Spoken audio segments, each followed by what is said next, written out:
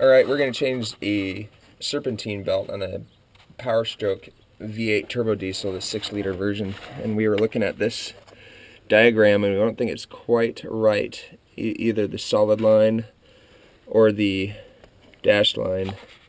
What we observed is that maybe this pulley right here is not there, but otherwise the diagram is correct.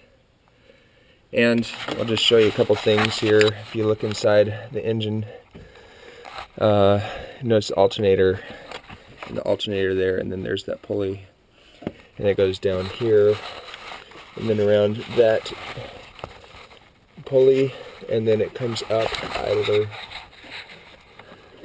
You can see the crank, you can see how the belt goes around the fan here.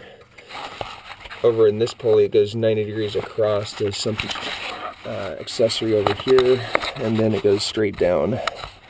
So hopefully you can see all that on this video. Okay, the kickstand that you may have heard about is right here.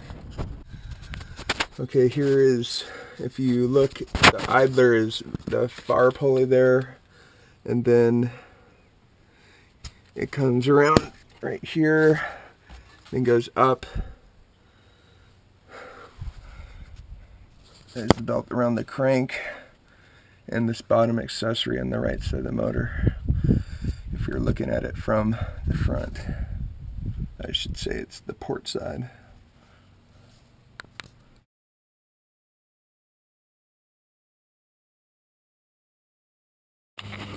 Just want to point out the difference in wear here on old belt versus the new belt. Clear it.